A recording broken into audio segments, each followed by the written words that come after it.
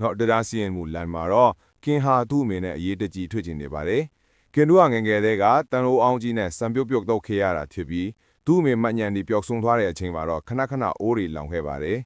အဲဒါကြောင့်သူ့အမေကိုသူ့ဝယ်ပေးထားတဲ့လျှက်စစ်ပေါင်းအိုးလေးပေးခြင်းကြောင့်လျှက်စစ်ပေါင်းအိုးကိုစတိုကန်ထဲမှာထားခဲ့တာကြောင့်သူ့အမေကိုပေးချင်တာဖြစ်တယ်လို့ပြောဆိုခဲ့ပါတယ်အဆောင်အရှောင်နဲ့ထားကင်ကိုလျှက်စစ်ပေါင်းအိုးတစ်ခုတည်းလာလို့မေးခဲ့ပါတယ်ကင်ဟာသူ့အမေကိုလျှက်စစ်ပေါင်းအိုးတယ်မဟုတ်ပဲအထဲမှာကင်မေကိုပေးချင်ခဲ့တော့စာဇစ်တစ်စောင်လည်းပါနေခဲ့တာဖြစ်ပါတယ်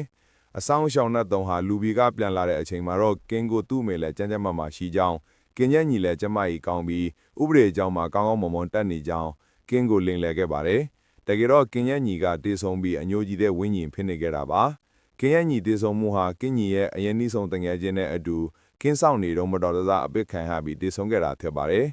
လန်ခီမှာတော့ကင်ဟာတော့တရားစီရင်မှုအတွက်အာတတ်တော်ထင်နေပါတယ်ဒါပေမဲ့အညိုကြီးတဲ့ကင်ရဲ့ညီကြောင်းလန်ခီမှာတော့ပြဿနာပေါင်းစုံနဲ့တွေ့နေခဲ့ပါတယ်အဆောင်ရှောင်းနတ်နက်ကကင်ညီဟာတေဆုံပြီးအညိုကြီးတဲ့ဝင်းကြီးဖြစ်နေတာကြောင့်အခုလိုကမောင်ကမထင်နေတာဖြစ်တယ်လို့ပြောခဲ့ပါတယ်ကင်ညီတေဆုံတာတိလိုက်ရရဲ့အချိန်မှာတော့ကင်ဟာအနှဲငယ်တုံလို့သွားခဲ့ပါတယ်ဒါပေမဲ့သူ့ရဲ့ညီတေဆုံသွားတာကြောင့်သူ့အမေတယောက်တည်းအခက်အခဲဖြစ်နေတော့မှကြောင်းသူလူပြန်ဝင်စားဖို့လိုကြောင်းပြောခဲ့ပါတယ်လူကြီးမှာတော့အဆောင်ရှောင်းနတ်သုံးဟာကင်ရဲ့ညီအညိုကြီးတဲ့ဝိညာဉ်ကိုလိုက်ဖဲနေတာကိုမြင်ရမှာပဲဖြစ်ပါတယ်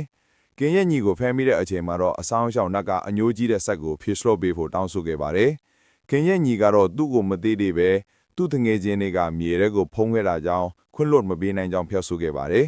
အဆောင်ရှောင်းနတ်သုံးကောင်းကင်ဘုံကိုပြန်လောက်ရှင်မှာကင်ကသူ့ညီကိုအသက်ရှင်အောင်ပြန်လုပ်ပေးဖို့တောင်းဆိုခဲ့ပေမဲ့ကင်ရဲ့ညီကသူ့ကံကြမ္မာသူ့ဖန်တီးခဲ့တာကြောင့်အသက်ရှင်အောင်ပြန်လုပ်ပေးဖို့မဖြစ်နိုင်ကြောင်းပြောဆိုခဲ့ပါတယ်လူဘီမှာတော့ကင်ညီရဲ့တငယ်ချင်းကသူ့လုပ်ရတဲ့အတွက်ကင်အမေအိမ်ကိုသွားကကင်ရဲ့ညီကိုမြေဖိုးခဲ့တဲ့နေရာကိုလမ်းညွန်မြေပုံပြပေးကထွက်ပြေးသွားတာကိုမြင်ရမှာဖြစ်ပါတယ်ကင်တို့ရဲ့တရားစီရင်မှုလန်ခီမှာတော့အရင်ကားတဲ့ခက်ခဲကြမ်းတမ်းလာတာကိုမြင်ရမှာပဲဖြစ်ပါတယ်အဆောင်ရှောင်းကကင်ကိုလင်းလဲပြီးပြောခဲ့တာကြောင့်ကင်တို့ရဲ့လန်ခီစာပို့ပြီးတော့ကြမ်းတမ်းနေခဲ့တာပါ